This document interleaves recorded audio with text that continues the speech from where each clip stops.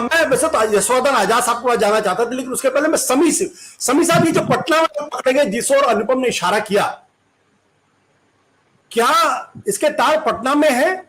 और क्या वहां की सरकार को इस बात का अंदाजा है कि केंद्र सरकार से उनको कॉपरेशन नहीं मिला इस पूरे मसले में इन्वेस्टिगेशन पे? क्योंकि वहां लड़के ये कह रहे हैं जो पकड़े गए कि भाई पेपर लीक हुआ, हमको एक दिन पहले पेपर पता चल गया, और सरकार कह रही है कि हमारे पास तो कोई जानकारी नहीं है, कोई पेपर लीक नहीं हुआ। जी, सरकार जो एजेंसी, जो नेशनल टेस्टिंग एजेंसी की सरकार है, वो तो पहले दिन से कह रही है कि नहीं है, लेकिन बिहार में पहले दिन से लोगों को पता है कि पेपर लीक हुआ है और इसकी जांच चल रही है। यहाँ जो इकोनॉमिक ऑफेंस यूनिट है, बाजाबता तौर पर उसकी जांच कर रही है, FIR करके जांच कर रही है, और उसमें जैसा कि अभी अनुपम जी ने बताया कि कुछ जरूरी बात मांगी गई, जानकारी मांगी गई थी, मिसाल के लिए कि ओरिजिनल जो आपका पेपर है, क्वेश्चन पेपर, वो दीजिए, और कुछ लोगों को रोल नंबर वगैरह मांगा गया था, कुछ जानकारी दी, कुछ जानकारी नहीं दी। इससे शक पैदा होता है कि एनटीए दरअसल चाहती है कि किसी भी तरह से इस पेपर को लीक नहीं माना जाए और इसे रद्द नहीं किया जाए। और मैं बता रहा हूं आपको, इस पेपर को रद्द होना है, आज हो 8 जुलाई को, जब ये सुप्रीम कोर्ट फैसला देगी तब हो, जब भी हो, इसको होना है, क्योंकि बिहार पुलिस के पास पुख्ता सबूत है। ये लीक हुआ है क्वेश्चन पेपर से, बाकी लोगों से मिलाया गया है, जो लड़के पकड़े गए उन्होंने स्वीकार किया है, ये भी बताया कितने लाख रुपए उसमें उसको देने पड़े उसके लिए, वो सब बातें सबके सामने जाहिर है। अगर आप बिहार का मीडिया फॉलो करेंगे तो सब मालूम हो जाएगा। हो सकता है नेशनल लेवल पे इसकी चर्चा उतनी नहीं होती हो, लेकिन बिहार के साथ और बता रहे हैं, झारखंड से भी तार जुड़ा हुआ है इसका, गुजरात से भी तार जुड़ा हुआ है इसका, हरियाणा से भी तार जुड़ा हुआ है इसका, और सबके इन्वेस्टिगेशन का बिहार पुलिस के तरफ से किया जाए। मैं इसलिए कह रहा हूं कि दोनों सरकार डबल इंजन की सरकार है, कहीं ऐसा ना हो कि कोई दबाव में आ जाए यहाँ की सरकार और फिर वो जो है जांच जो ठंडे बस्ते में चले जाए। अगर सीरियसली और ईमानदारी से इसकी जांच होगी तो तय है कि ये पेपर लीक माना जाएगा और एनटीए को इसको आज न कल कैंसिल करना पड़ेगा। हाँ, अगर सरकार के बीच में समझौता हो जाए, बिहार पुलिस सुस्त पड़ जाए, तब तो अलग बात है। फिलहाल ऐसी बात नहीं। फिलहाल बिहार पुलिस का कहना है कि उसके पास पुख्ता सबूत है, लोगों को गिरफ्तार किया गया है, उसके पहले फॉलो किया गया, इसको पूरी जानकारी मांगी गई, बल्कि अभी टीम भी भेजी भी है इकोनॉमिक ऑफेंस यूनिट के पास। जब इनको जानकारी नहीं दी गई तो उन्होंने अपनी भेजी वहां पर। तो इसमें अब कोई शक नहीं रह गया। ये अच्छा था इन्होंने इस बार की इसका नेट का जब क्वेश्चन लीक हुआ तो तुरंत उसको कैंसिल मान लिया उन्होंने, लेकिन इसको मानने में क्यों परेशानी हो। एक बात और कह के मैं अपनी बात यहाँ पर भी रोकूंगा कि पिछले साल भी जेई एडवांस और जेई मेंस के एग्जाम के बारे में भी चर्चा हुई थी, बहुत से लोगों को पकड़ा गया था। जिनको आप प्राइवेट एजेंसी को देते हैं इसके लिए टेस्ट आयोजित करने के लिए, वो वहां पर रिमोट पर दे देता है कंप्यूटर और दूसरे लोग उसका क्वेश्चन हल कर। तो इस तरह की चीजें हुई हैं कि मानना चाहिए।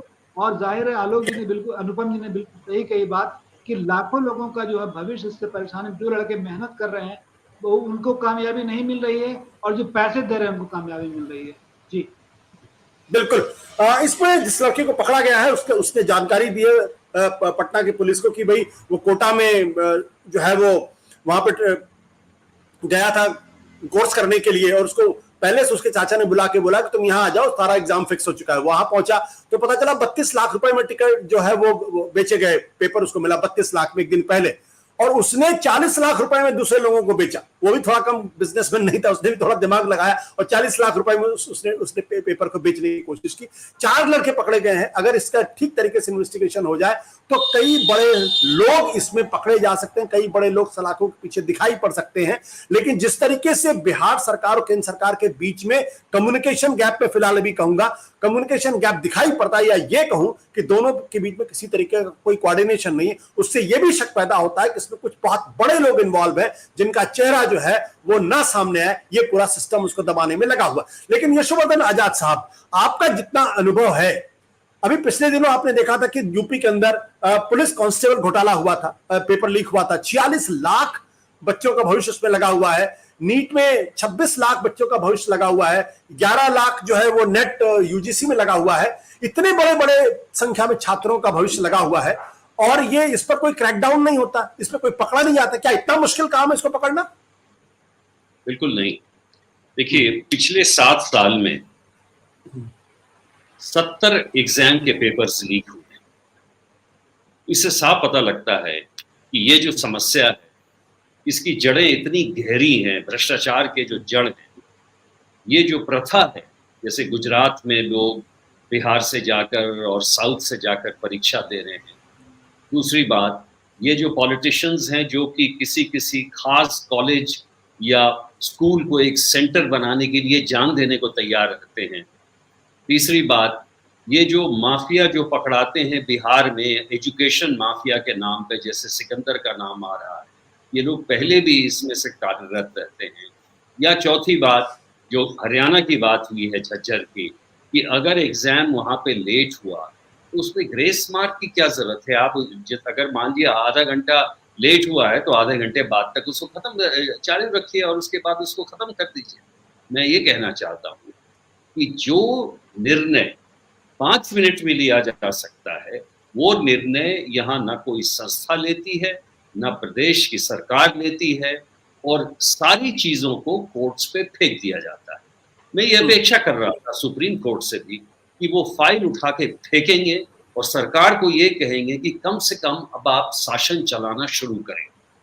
जब ये परीक्षा 4 में या 5 में जब की थी, उसी समय 1-2 दिन में पता चल गया था कि इसमें पेपर जो है आउट हो चुका है। बिकॉज अगर 27/11 5 लोगों को भी अगर पेपर पता लग जाता है और उसके लिए वो पैसे देते हैं। यहाँ मैं एक बात और कहना चाहता हूँ, लानत है उन अभिभावकों पे और उन गार्जियंस पे जो अपने बच्चों के को फोर्स करते हैं ऐसी परीक्षा में अपीयर करने के लिए, जानकर कि वो सक्षम नहीं है, और 32 लाख और 25 लाख रुपए घूस देते हैं माफिया को। खैर, जो दूसरा एक बहुत ही महत्वपूर्ण बिंदु है कि मैं ब्लेम करना चाहता हूँ 3 राज्य सरकार।